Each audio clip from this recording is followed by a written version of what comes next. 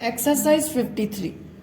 The division bench of the High Court wide its order dated 7th October 2002 allowed the appeal of the state government and dismissed the suit of the appellant firm and also directed that the decretal amount deposited by the state government and as permitted to be withdrawn by the firm should be refunded within a period of 4 months from the date of the judgment. Full stop. Next para.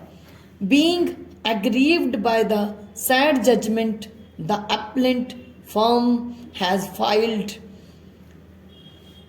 this appeal by way of special leave petition before this court, who heard Mr.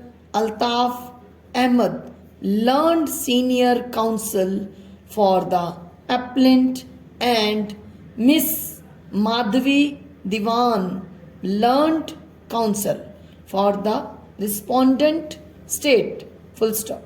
Though the trial court, after accepting the claim of the plaintiff, granted a decree to the extent of rupees 2,27,000 with proportionate costs and interest at the 6% per annum from the date of suit till realization in the appeal filed by the state after finding that the plaintiff was stopped from claiming damages against the department as the final bill was accepted.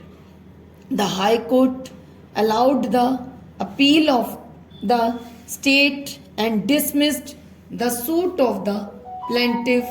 Full stop. Next para.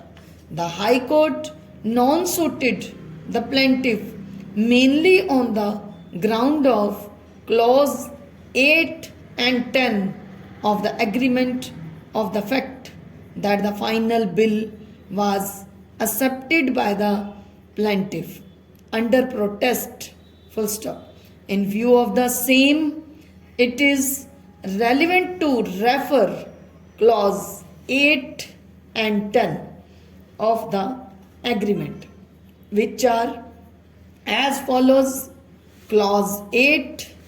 No payment shall be made for any work estimated to cost less than rupees 1,000 till after the whole of the said work shall have been completed and a certificate of completion given. Full stop.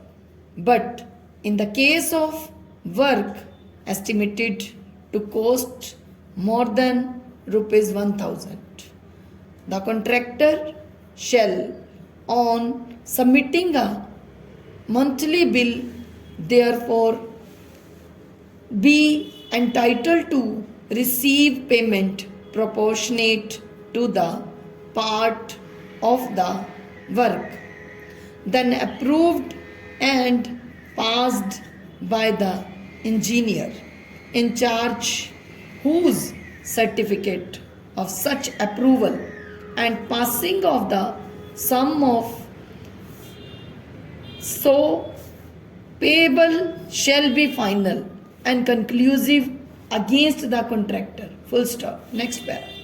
All such intermediate payments shall be regarded as payments by way of advance against the final payments only, and not as payments for work actually done and completed, and shall not preclude the engineer in charge from requiring bad, unsound, imperfect or unskillful work to be removed. Stop. Thank you.